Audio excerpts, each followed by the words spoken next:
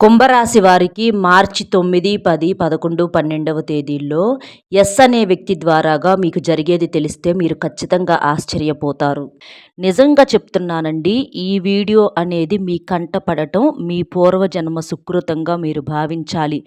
ఈ మాట ఎందుకు అంటున్నాను అంటే అది మీరు వీడియో వింటేనే అర్థమవుతుంది.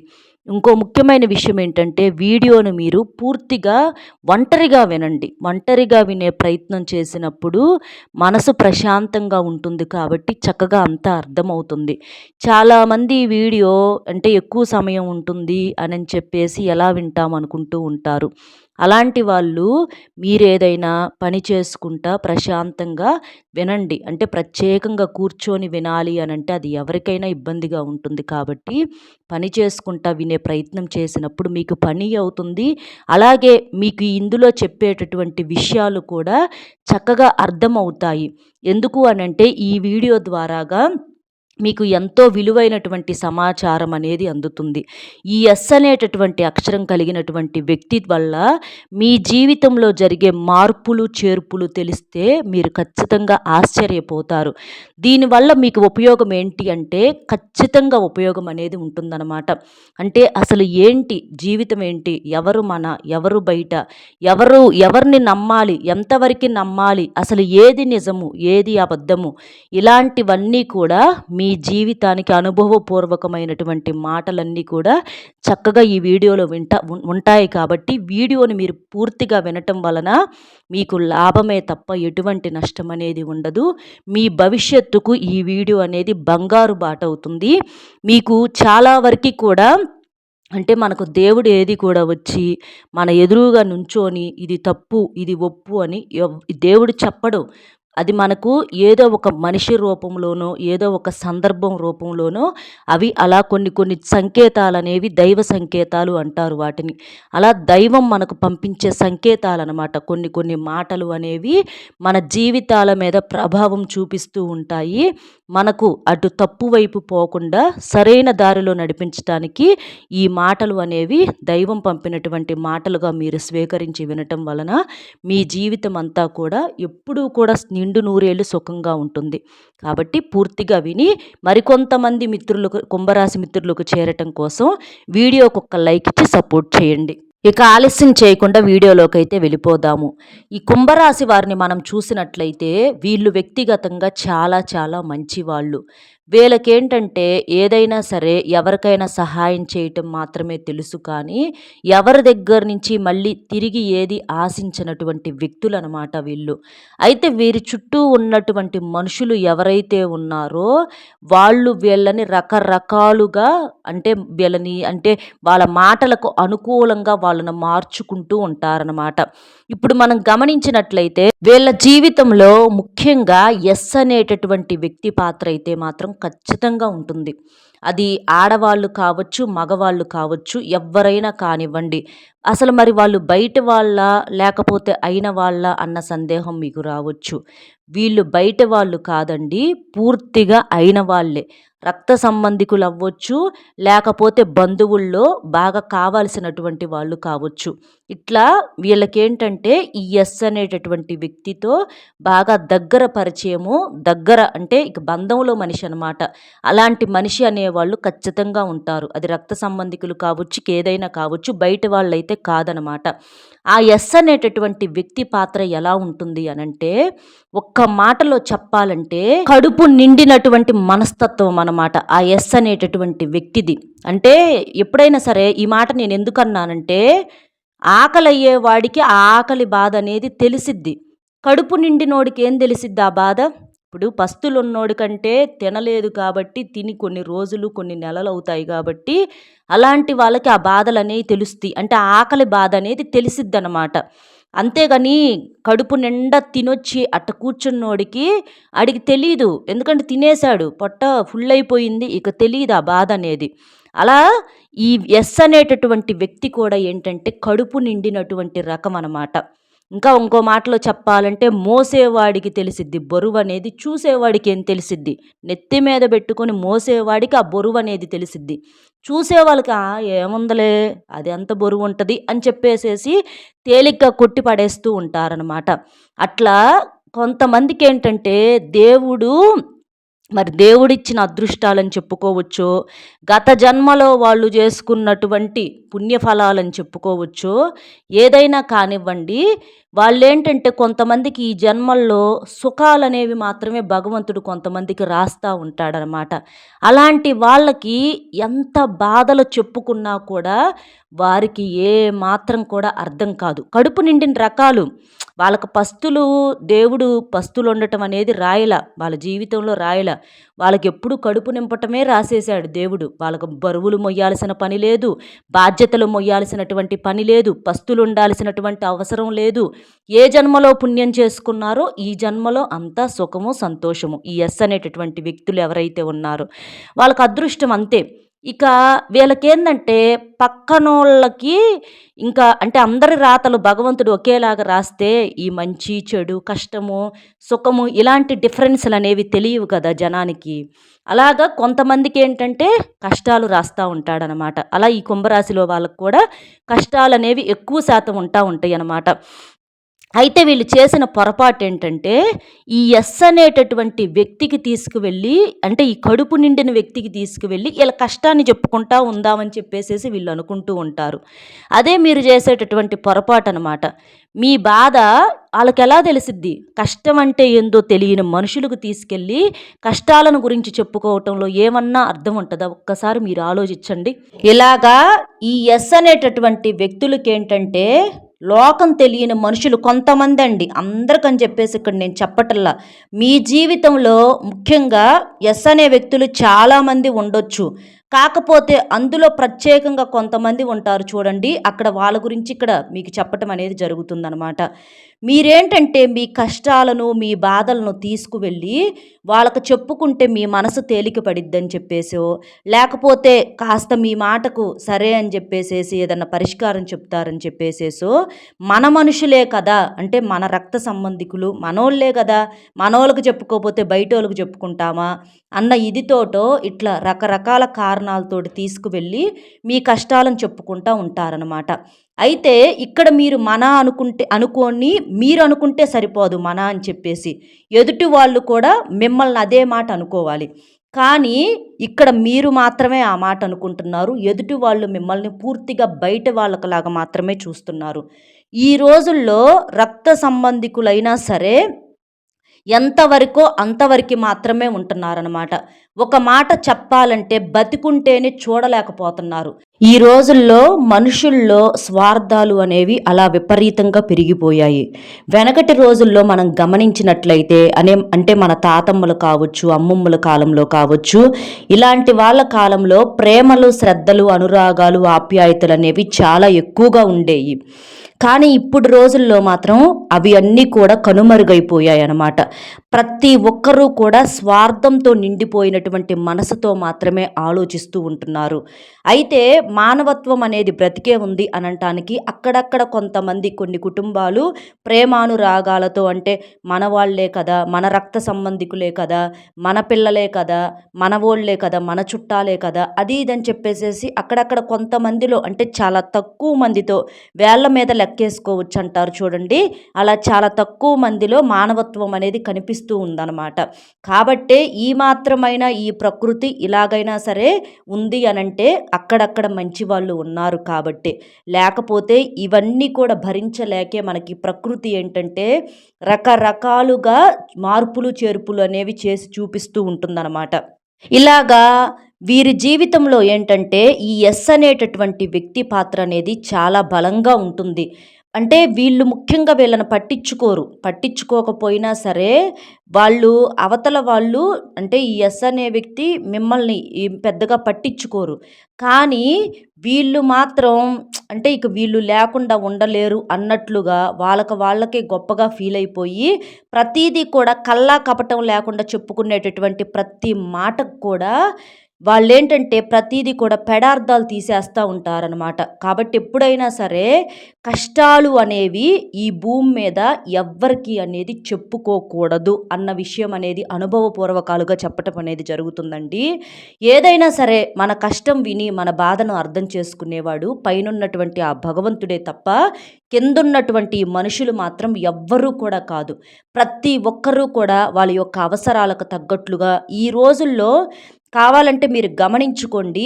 మాకు పలానా కష్టం ఉంది, మాకు పలానా బాధ ఉంది అని చెప్పేసేసి ఎవరికైనా మీరు చెప్పుకుంటే సైలెంట్‌గా వింటారు. లేకపోతే సైలెంట్‌గా గమనిస్తూ ఉంటారు. వాళ్ళ నిజానికి అంటే ఇన్నర్ ఫీలింగ్ ఏంటి అనంటే వీళ్ళకి ఇలాగే జరగాలి.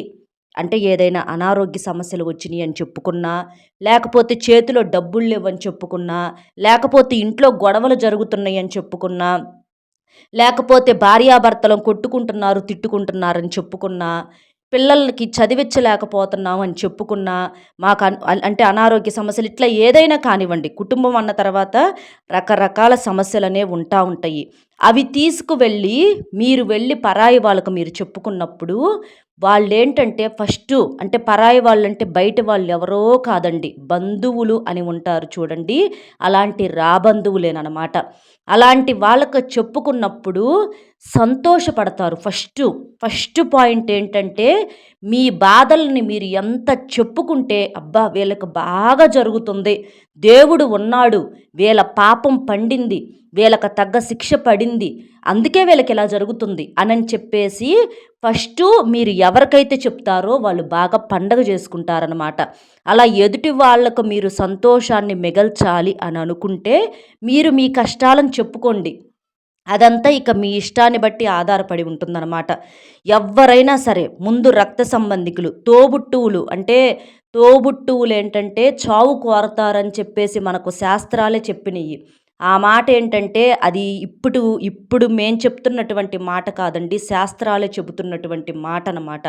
అలాంటి వాళ్ళు ఎక్కడన్నా అంటే ప్రేమ మన లేకపోతే అక్కనో, చెల్లెనో, తమ్ముడనో, అన్ననో ఇలాంటి బంధాలు అక్కడక్కడ మనకు వేళ్ళ మీద వెతుక్కోవచ్చు. అంటే మావోళ్ళు, మాతో పాటుగా పుట్టిన వాళ్ళు, నా తల్లి కడుపున సమానంగా పుట్టిన వాళ్ళు, మేమిద్దరం వేరు వేరు కాదు. మాకు కష్టం వస్తే వాళ్ళకి కష్టం వస్తే అది మాకు కూడా వచ్చినట్లే అనని చెప్పి సహాయం చేద్దాం అనుకునేటటువంటి మనుషులు చాలా తక్కువ మంది ఉన్నారు.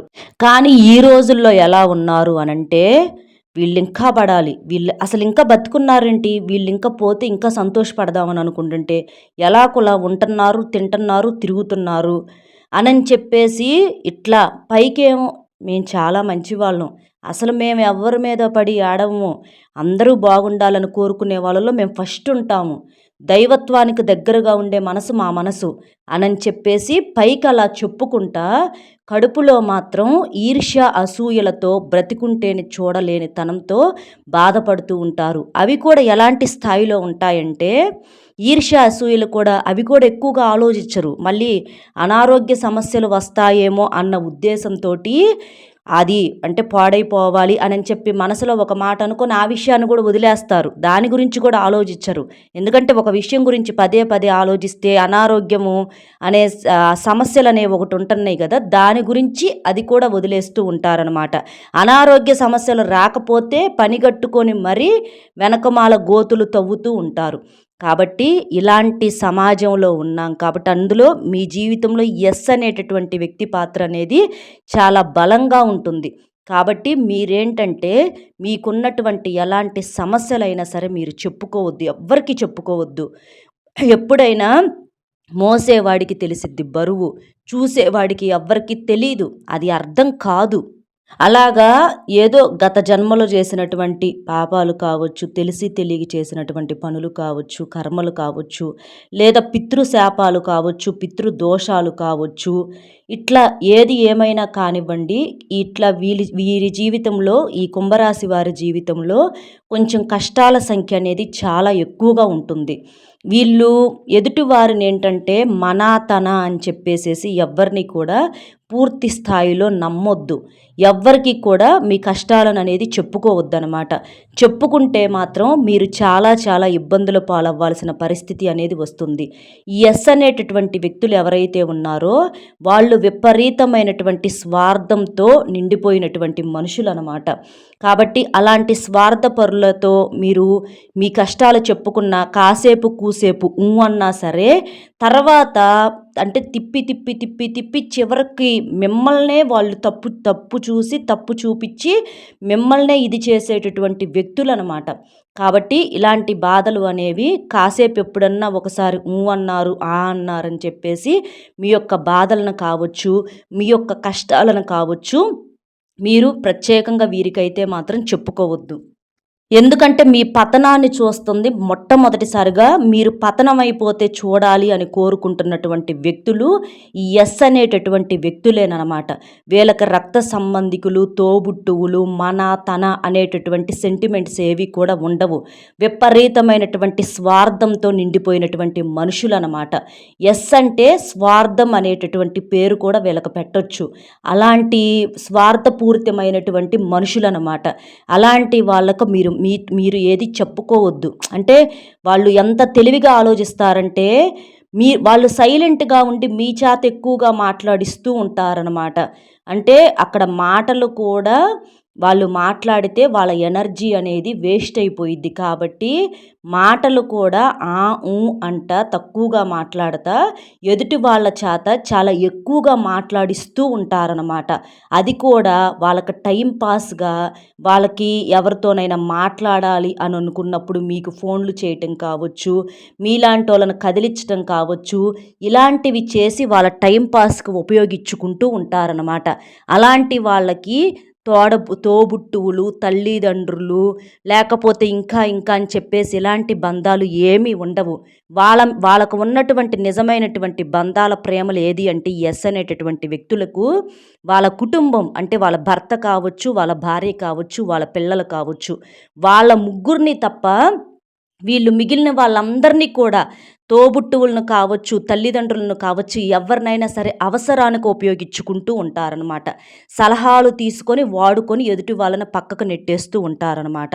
అలాంటి స్వార్థపరులకి మీ విషయాలు తీసుకువెళ్ళి చెప్పుకోవటం అనేది ఏమాత్రమైన అర్థం అనేది ఉంటుందా? ఒక్కసారి మీరు కూడా ఆలోచించండి. అలా కుటుంబానికి మాత్రమే అంకితమైనటువంటి మనుషులు అంటే స్వార్థం మనిషికి ఉండొచ్చు. స్వార్థం ఉండకూడదు అని చెప్పేసేసి ఇక్కడ నేను చెప్పట్లేదండి. ప్రతి మనిషికి కూడా స్వార్థం అనేది తప్పనిసరిగా ఉండాలి. దానికి ఎవ్వరూ కూడా కాదని అంటల్లా. కానీ ఈ రోజుల్లో స్వార్థం అనేది ఎదుటి వాళ్ళని నాశనం చేసి అంటే మనం మాత్రమే బాగుండాలి, పక్కనోళ్ళందరూ కూడా నాశనం అయిపోవాలి అన్న ఇదిలో జనాలకు ప్రతీది కూడా అతిగా తయారవుతున్నారు. అతి స్వార్థము దుర్మార్గాలుగా మారుతూ ఉంటున్నాయి అన్నమాట.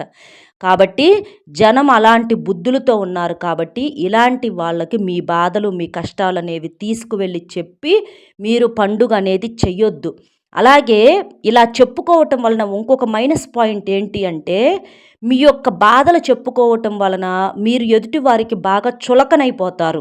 అంటే మీ పరిస్థితులు మీకు ఎదుటి వాళ్ళ సపోర్ట్ ఎవరిది లేదని తెలిసినప్పుడు కావచ్చు, లేకపోతే మీ బ్రతికిదా అచ్చంగా మీరు బాధల్లోనే కష్టాల్లోనే ఉన్నారా అని చెప్పేసి అట్లా ఆలోచించటం కావచ్చు. ఇట్లా ప్రతీది కూడా వాళ్ళేంటంటే మేము అన్ని రకాలుగా ఉన్నోళ్ళమే, వీళ్ళు గతి లేనోళ్ళు, వీళ్ళకి నలుగురు అండాదండ అనేది లేదు, మాకు నలుగురు అండాదండ సపోర్ట్ అనేది ఉంది అని చెప్పేసేసి వీళ్ళేంటంటే మీతో బంధాన్ని ఎప్పటికప్పుడు కట్ చేసుకుందామని చెప్పేసి చూస్తూ ఉంటారనమాట. అంటే వాళ్ళ దృష్టిలో మీరు వెళ్ళి చివరికంటే ఇన్ని కష్టాలు చెప్పుకున్నందుకు, ఇన్ని బాధలు పడుతున్నందుకు మీరు ఏమీ లేని వాళ్ళు. అంటే వాళ్ళతో మాట కూడా చెప్పుకోకపోతే మీరు బ్రతకలేని ఆ యొక్క ఇదిలో చూసి వాళ్ళే బ్రతికిస్తున్నారన్న ఫీలింగ్‌తో చూసేసి వాళ్ళేంటంటే మీతో బంధాన్ని పద్దాకలు కట్ చేసుకుంటూ ఉంటారు. తన అని చెప్పేసేసి మీరు వెళ్ళి ఎంత మాట్లాడదామన్నా ఏ కారణం లేకుండా మీతో ఊరికూరికనే బంధాలను కట్ చేసుకుంటూ ఉంటారనమాట. దానికి చివరకు మళ్ళీ వాళ్ళు చెప్పే మాట ఏంటంటే, అవసరాలకు ఉపయోగించుకుంటున్నారు మమ్మల్ని అనేటటువంటి ఒక నిందలు. అవసరాలకు ఉపయోగించుకుంటే ఉపయోగపడే మనుషుల ఈ ఈ యెస్ అనేటటువంటి ఇంత తెలివిగల్ల వాళ్ళు, ఇంత చేసేవాళ్ళు అవసరాలకు ఉపయోగించుకుంటే ఉపయోగపడే అంత అమాయకత్వం వీరిలో ఉందా? అంటే వీరు ఒక సహాయం చేయటానికి ఎవరైనా ఏదైనా అడిగితే అంటే ఆఖరికి తోబుట్టువులు అడిగినా, రక్త సంబంధికులు అడిగినా, కన్న తల్లిదండ్రులు అడిగినా వీళ్ళేంటంటే సహాయం చేయటానికి వీళ్ళు వ్యక్తిగతంగా ఏ మాత్రం కూడా వీరికి ఇష్టం అనేది ఉండదు. అసలు ఈ యెస్ అనేటటువంటి వ్యక్తులకు ఎదుటి వారికి అసలు డబ్బు రూపం సంగతి తీసి పక్కన పెట్టేసేసేయండి. మాట రూపంలో సహాయం చేయటానికి కూడా ఇష్టం ఉండదు. అంటే ఆ మాటల్లో ఎక్కడైనా గబక్కన ఉపయోగపడే మాట అంటారేమో, ఆ మాట తీసుకొని ఎదుటి వాళ్ళు ఎలా బాగుపడతారు అంటే ఆ మాటను కూడా ఉపయోగించుకొని ఎదుటి వాళ్ళు ఏదన్నా బాగుపడతారేమో అనని చెప్పేసి మాటలను కూడా లెక్కేసుకునే మనుషులు యెస్ అనేటటువంటి వ్యక్తులనమాట. అంటే వాళ్ళ దగ్గర ఏదైనా సహాయం కోరినప్పుడు వాళ్ళు నిర్మొహమాటంగా మేము చెయ్యము అని చెప్తారు. లేదా పాప పుణ్యాల గురించి చెప్పినప్పుడు ఎదుటి వాళ్ళు ఎవరైనా వివరించినప్పుడు, అమ్మా మీకు ఇది చేస్తే మంచిదమ్మా, వాళ్ళ పరిస్థితులు అలా బాగోలేదు కాబట్టి నీకు పుణ్యం వచ్చిద్ది అనని చెప్పేసి ఎదుటివారు ఎంతగానో నచ్చజెబితే ఏదో ఆహా సరే పోనీలే పుణ్యం వచ్చిద్ది కదా అన్న ఉద్దేశంతోటి ఒక మాట అరమాట సహాయం చేసి అంటే అంత ఇష్టం లేకుండా అంటే వీళ్ళ దగ్గర చూడండి ఆలోచించినట్లయితే ఎదుటి వాళ్ళు ఎంత నచ్చజెప్తేనో ఒక చిన్న మాట అనేది ఎదుటి వారికి చెప్తూ ఉంటారనమాట. అంటే వీళ్ళకు వ్యక్తిగతంగా ఎక్కడా కూడా మంచి మనసు అనేది లేదు. ఎక్కడ చూసుకున్న ఎదుటి వారికి మాట రూపంలో కూడా సహాయం చేసే అలవాటు అనేది లేదనమాట. మనాతన అనుకున్న వాళ్ళకే మాట సహాయానికే వీళ్ళు చేయటానికి ఇష్టపడినటువంటి వ్యక్తులు ఇక బయట వాళ్ళకి ఏం చేస్తారు, ఇక బయట వాళ్ళ గురించి అయితే చెప్పే ప్రసక్తే లేదనమాట. పైగా వాళ్ళ యొక్క చెడ్డతనాన్ని కప్పిపుచ్చుకోవటానికి వీళ్ళు ఎదుటి వాళ్ళ మీద నిందలు వేసేస్తూ ఉంటారు. ఎదుటి వాళ్ళు అవసరాలకు మాత్రమే వీళ్ళని ఉపయోగించుకుంటారు. అవసరం తీరిపోయిన తర్వాత వీళ్ళని నెట్టేస్తూ ఉంటారు. తర్వాత వీళ్ళని రకరకాల మాటలు అంటూ ఉంటారు అని చెప్పేసేసి వీళ్ళ యొక్క దుర్మార్గాన్ని కప్పిపుచ్చుకోవటానికి ఎదుటివారిని దుర్మార్గులను చేసేటటువంటి తెలివిగల వ్యక్తులు యెస్ అనేటటువంటి వ్యక్తులు అనమాట. కాబట్టి కానీ ఇక్కడ గమనించాల్సినటువంటి విషయం ఏంటంటే యెస్ అనే వ్యక్తులు వీరికే ఇన్ని తెలివితేటలుంటే అంటే మనుషులు దేవుడు పుట్టించినటువంటి మనుషులకే ఇన్ని తెలివితేటలుంటే అందరినీ పుట్టించినటువంటి ఆ దేవుడికి ఇంకెన్ని తెలివితేటలు ఉండాలి. పైకి మేము దుర్మార్గులం కాదు, మేము చాలా మంచివాళ్ళం అని చెప్పుకోగానే సరిపోదు కదా! ఆ మనస్తత్వం అనేది చాలా సందర్భాలలో బయటపడుతూ ఉంటుంది కదా! సరే ఎదుటివారు చెడ్డవారైతే మీ మంచితనం ఏమైద్ది? వాళ్ళు అంటే మేము సహాయం చేయటానికి కూడా మేము సిద్ధంగా లేము, మేము చెయ్యము అనంటే మీ మంచితనం కూడా అక్కడ లేదనే కదా అర్థము. కాబట్టి అట్లా ఏంటంటే ఎప్పుడూ కూడా ఎవరైనా సరే కానివ్వండి వాళ్ళ యొక్క చెడ్డతనాన్ని కప్పిపుచ్చుకోవటానికి ఎదుటి వారిని చెడ్డవాళ్ళని చేసేస్తూ ఉంటారనమాట. దానికి తోడుగా భగవంతుడి సపోర్ట్ అనుకోవాలో లేకపోతే గత జన్మలో చేసుకున్న పూర్వజన్మ పుణ్యాలు అనుకోవాలో ఈ జన్మల్లో అలాంటి వారికి చాలా బాగా జరుగుతూ ఉంటుందన్నమాట. అంటే వాళ్ళకి చుట్టూత అండా దండ సపోర్టు అంతా ఉండేసరికే ఇంకా లోకం అనేది తెలియక కళ్ళు అనేవి ఇంకా నెత్తికెక్కుతూ ఉంటాయి అన్నమాట. అలాంటి మదంతో అలాంటి అహంకారంతో అలాంటి గర్వంతో ఎదుటివారిని మా కాళ్ళ దగ్గరికి రప్పించుకోవాలి అని కోరుకునేటటువంటి దుర్మార్గపు మనస్తత్వంతో ఉంటున్నారనమాట. ముఖ్యంగా యెస్ అనేటటువంటి వ్యక్తులు కాళ్ళు పట్టుకోవటానికి కనికరించే వాళ్ళ కాళ్ళు అయితే పట్టుకుంటారు. కాళ్ళు పట్టుకుంటే కాలదన్నే వాళ్ళ కాళ్ళు పట్టుకోవాల్సినటువంటి అంటే లేకపోతే ఏమీ లేకపోతే తినటానికి కూడా లేని సందర్భాలు వచ్చినా అసలు ఎలాంటి కష్టం వచ్చినా సరే అలాంటి సహాయం చేయటానికి మీ దగ్గర అయితే ఆ సహాయాలు మీరు సహాయం చేసేటటువంటి వ్యక్తులు కానప్పుడు ఇలాంటి రాక్షసుల కాళ్ళు పట్టుకోవాల్సినటువంటి అవసరం అనేది ఉండదు.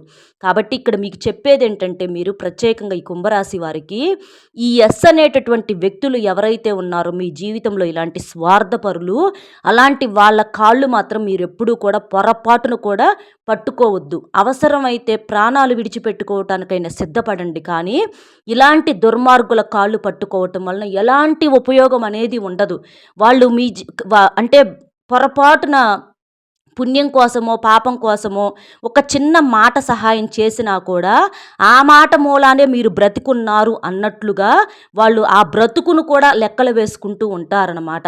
అలాంటి వాళ్ళ సహాయం అనేది మనస్ఫూర్తిగా మన అనుకోని మంచితనంతో చేసేదాన్ని సహాయం అంటారు. కానీ జీవితాంతం గుర్తుపెట్టుకొని మామూలానే అన్నం తింటున్నారు, మామూలానే బ్రతుకుతున్నారు అని చెప్పేసేటటువంటి ఇలాంటి దుర్మార్గుల సహాయాలనేవి ఎప్పుడూ కూడా పొరపాటున కూడా తీసుకోకూడదు. ఎప్పుడైనా సరే మన కాళ్ళ మీద మనం నిలబడే శక్తి ఉంటే మనం నిలబడాలి. లేదు అనుకుంటే మెదలకుండా కూర్చోవాలి. అంతేకాని ఎదుటివారి సహాయం దగ్గరికి మాత్రం పొరపాటున కూడా వెళ్ళకూడదండి. ఎందుకంటే అది మీ కష్టంతో మీరు చేసుకొని మీరు పెట్టుకుంటున్నా కూడా మీ కష్టంతో మీరు పైకి వస్తున్నా కూడా ఆ కష్టాన్ని కూడా దోచుకొని అది కూడా వాళ్ళ యొక్క ఖాతాలో వేసుకొని మేమే గొప్పవాళ్ళం, మామూలానే ఇవాళ బ్రతుకుతున్నారు, లేకపోతే అడుక్కు తినేవాళ్ళు అన్న ఇదితో చూస్తూ ఉంటారనమాట. కాబట్టి ఈ రోజుల్లో తన తోబుట్టువులు, రక్త సంబంధికులు, వాళ్ళు బంధువులు, చుట్టాలు అది ఇదని చెప్పేసేసి పొరపాటున కూడా మీరు ఎవ్వరిని కూడా నోరు తెరిచి సహాయం అనేది అడగొద్దు. డబ్బు తీసుకోవటం ఎంత అంటే తీసుకోవటం అప్పు కిందకి ఎలా వస్తుందో అలాగే ఒక మాట కూడా బాకీ కిందకే వస్తుందన్నమాట. మా మాట మూలానే బాగుపడ్డారు అని చెప్పేసి జీవితాంతం మీ మీద పడి ఏడుస్తూ ఉంటారు ఇలాంటి దుర్మార్గులు. అలాంటి వాళ్ళకి భగవంతుడు అనేవాడు ఉంటే ఆ స్వార్థపు యొక్క పొరలు అనేవి మొత్తం తీసేసి జీవితం అంటే ఏంటనేది చూపిస్తాడు. ఎందుకంటే ఏ మనిషికి ఎప్పుడు ఎవరితో ఎలాంటి అవసరం పడిద్దో అది ఎవ్వరికీ చెప్పలేము. వాసుదేవుడు అంతటోడే గాడిద కాళ్ళు పట్టుకున్నాడంట. అలాగా ఇవాల్టి రోజున ఎంత అండదండలు ఉన్నా ఎదుటివారికి ఏది లేకపోయినా సరే ఎప్పుడు ఎవరితో ఎలాంటి అవసరాలు వస్తాయి అనేది అది ఎవ్వరం కూడా చెప్పలేమన్నమాట. కాబట్టి ఇలాంటి వాళ్ళ యొక్క సహాయాలనేవి మాత్రం మీరెప్పుడూ కూడా కోరవద్దు. అలాంటి వాళ్ళతో మాట్లాడాలనేటటువంటి ప్రయత్నాలు కూడా మీరెప్పుడూ కూడా చెయ్యవద్దు. ఇలాంటి వాళ్ళు మార్పు అనేది వాళ్ళ జీవితంలో ఉండదు. ఎందుకంటే అణువణువు స్వార్థంతో, ఈర్ష్య, అసూయలతో అలాంటి మనుషులు అలా తయారైనటువంటి మనుషులు అనమాట.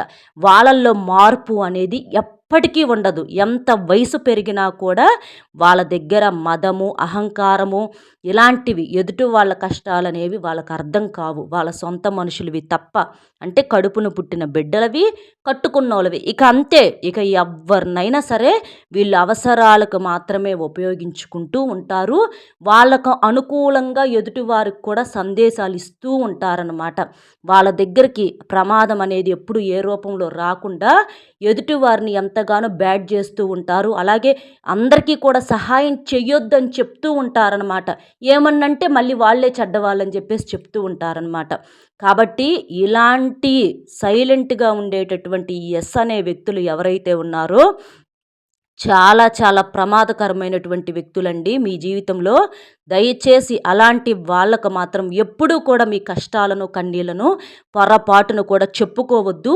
వాళ్ళ దగ్గర సహాయం తీసుకోవాల్సినటువంటి దుస్థితి వస్తే మీ ప్రాణాలనైనా విడిచిపెట్టండి. కానీ అలాంటి దుర్మార్గుల సహాయము, అలాంటి దుర్మార్గుల పంచన మాత్రం పొరపాటును కూడా చేరొద్దు. చేరితే మాత్రం ఇక మీ జీవితాలకి అర్థం అనేది ఉండదన్నమాట. కాబట్టి మీరు ఈ విషయాన్ని గుర్తుంచుకొని ఎప్పుడైనా సరే ఎవరు ఎలాంటి వారా, ఎవరు మన రక్త సంబంధికులు అవ్వగానే మనవాళ్ళ, బంధువులు అవ్వగానే మనవాళ్ళ అనేది ఒకసారి మీరు నిర్ణయం తీసుకొని మీరు ఎదుటి వారితో ఉండండి. కొంతమంది బయట వాళ్ళైనా సరే కాస్త మన బాధను చెప్పుకుంటే అర్థం చేసుకుంటూ ఉంటారు. అందుకే ఒక్కొక్కసారి బయట వాళ్ళే చాలా నయం అనిపిస్తూ ఉంటుందన్నమాట. కాబట్టి అది మీ జీవితంలో అలా మంచిగా ఎవరైనా అర్థం చేసుకునే వాళ్ళు ఉంటే చెప్పుకోండి. లేదా భగవంతుడికి చెప్పుకోండి. అసలు లెక్క అయితే ఏ మనిషికి చెప్పుకున్నా కూడా వృధానేనండి. కాబట్టి భగవంతుడికి చెప్పుకుంటే ఆ కష్టం ఆ తండ్రే తీరుస్తాడు. ఇలాంటి పాపాత్ములకి ప్రత్యేకంగా ఏదన్నా పాపాలు తగలాలి, శాపాలు తగలాలని చెప్పి మనమైతే కోరుకోవాల్సినటువంటి పని లేదు. అది మన కర్తవ్యం కాదు. భగవంతుడు ప్రతీదీ కూడా చూస్తూ ఉంటాడు. భగవంతుడు ఎవరికి ఎప్పుడు ఎలాంటి శిక్షలు వేయాలి అనేది భగవంతుడు చూసుకుంటూనే ఉంటాడు. ఒకవేళ భగవంతుడు మర్చిపోయిన కాలం అనేది ఒకటి ఉంటుందన్నమాట. కాలము అంటే కర్మ అనేది మనం మంచి చేస్తే మంచి, చెడు చేస్తే చెడు ఇచ్చేదాకా విడిచిపెట్టదంట. అలాంటిది కర్మలనేవి చూసుకుంటూ ఉంటాయి. అలాగే వాళ్ళకి తగ్గ బంధువులు, వాళ్ళ కన్న తల్లిదండ్రులు కావచ్చు, అలాంటి వాళ్ళు కావచ్చు, కడుపున పుట్టిన బిడ్డలే కదా అని చెప్పేసి ఎంత పాపాలు చేసినా కూడా వాళ్ళకి మాత్రం అవి పుణ్యాల్లాగే కనిపిస్తూ ఉంటాయి. అది వాళ్ళ స్వార్థం. ఎందుకంటే కన్నారు కదా! కన్నారు కాబట్టి దుర్మార్గులని చెప్పుకోరు. అది వాళ్ళ స్వార్థం. అలా ఎవరు ఎంత తెలివితేటలు చూపించినా, ఎంత చేసినా, ఎవరు తెలివైనా సరే పైనున్న వాడికి అన్నీ కూడా అర్థమవుతూ ఉంటాయి. ఎవరు ఏ మనిషిని ఏ ఉద్దేశంతో మాట్లాడుతున్నారు ఏంటి అనేది పైనున్నటువంటి భగవంతుడు చూసుకుంటూ ఉంటాడు. కడుపున పుట్టిన బిడ్డలకు కూడా పెట్టామనే రకాలు కూడా చాలామంది ఉన్నారండి. కాబట్టి ఇలాంటి విచిత్రపు మనుషులు అంటే మనం ఇప్పుడు ప్రత్యేకంగా చెప్పుకుంటుంది ఎస్ అనేటటువంటి వ్యక్తి గురించి కాబట్టి దీని గురించి అయితే మాత్రం మీకు ఇదండి. మీరు ఎప్పుడూ కూడా ఇలాంటి వ్యక్తుల సహాయం అనేది మీరు కోరొద్దు, మీరు చెయ్యొద్దు. మీకు మీరుగా మీ సెల్ఫ్ కాన్ఫిడెన్స్తో మీరు బ్రతకండి. బ్రతకటం అనేది నేర్చుకోండి. ఇలాంటి వాళ్ళకు మీ కష్టాలను చెప్పుకుంటే వాళ్ళు చాలా సంతోషపడిపోతూ ఉంటారు. కాబట్టి కష్టాలనేవి చెప్పుకోవద్దు. వాళ్ళ ముందల ఇంకా బ్రతికి చూపించాలన్నమాట. ఒకవేళ గత జన్మ పాపాల వల్ల పరిస్థితులు ఏదన్నా పగపట్టి మీరు బాధలు పడ్డా సరే అలాంటి వాళ్ళ సహాయం మాత్రం మీరు పొరపాటున కూడా కోరవద్దు. అలాంటి వాళ్ళు మీ జీవితంలో ఎప్పుడైనా సరే ఎదురు పడ్డా కూడా కనీసం వాళ్ళ ముఖం కూడా చూడకుండా పక్కకు వెళ్ళిపోండి. అస్సలు వాళ్ళతో ఏది కూడా వద్దు. అసలు అంత తేలికగా అనుబంధాలు లేదు అని చెప్పేసి అవసరం లేదని ఒక అహంకారంతో 10 సార్లు ఉంటే 10 సార్లు తింటారు ఎవరికి పెట్టనటువంటి వ్యక్తులు. కాబట్టి ఇలాంటి వాళ్ళకి దండాలు పెట్టాల్సినటువంటి అవసరం అనేది లేదండి. మనిషికి ఆత్మవిశ్వాసం అనేది చాలా ముఖ్యమైనది. అలాంటి ఆత్మవిశ్వాసాన్ని మీరు ఎప్పుడూ కూడా తాకట్టు పెట్టుకోవద్దు. రక్త సంబంధికులు వీళ్ళు ఒకరికే పుట్టింది అంటే వీళ్ళకి వీళ్ళ దగ్గర ఉన్నటువంటి మైండ్ సెట్ వీళ్ళ దగ్గర ఉంటుంది. అంటే ఒక తల్లి కడుపున పుట్టిన వాళ్ళు ఇంకొకళ్ళ కాళ్ళు పట్టుకోవాలా? ప్రేమతో కాళ్ళు పట్టుకున్నా తప్పు లేదు. కానీ అహంకారంతో, గర్వంతో, మదంతో కాళ్ళు పట్టించుకోవాలి అని అనుకుంటే అది ఎప్పటికీ కూడా జరగని పనే అవుతుందన్నమాట. ఇలాంటి వాళ్ళు ఎదుటివారి మీద ఇంకా చాలా చాలా నిందలు వేస్తూ ఉంటారండి. అవన్నీ కూడా మీరు అస్సలు ఏ మాత్రం కూడా పట్టించుకోవాల్సినటువంటి అవసరం కూడా లేదనమాట. కాబట్టి అలాంటి వాళ్ళతో మీకు అనవసరము. మీ కష్టాలను మాత్రం వాళ్ళకు చెప్పి వాళ్ళకు పండుగలనేవి చెయ్యొద్దు. ఇది మీరు గుర్తుంచుకోండి.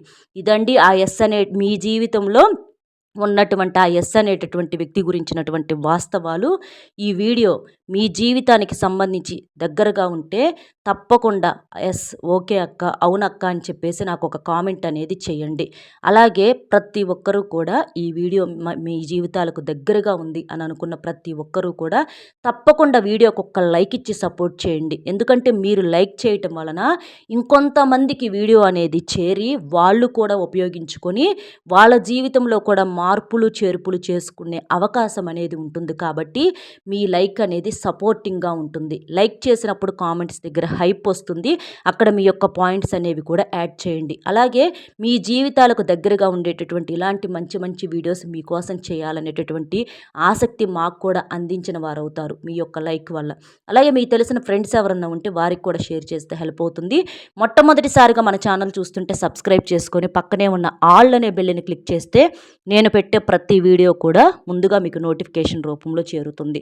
కాబట్టి ఒక్క లైక్ ఇచ్చి సపోర్ట్ చేస్తారని చెప్పి మనస్ఫూర్తిగా కోరుకుంటూ కామెంట్ బాక్స్లో మీ యొక్క విలువ అంటే మీ జీవితంలో కూడా ఇలాంటి ఎస్ అనే వ్యక్తులు ఉన్నారా అనేది తప్పకుండా కామెంట్ చేయండి. మరో మంచి టాపిక్తో మళ్ళీ కలుద్దాం. Bye friends.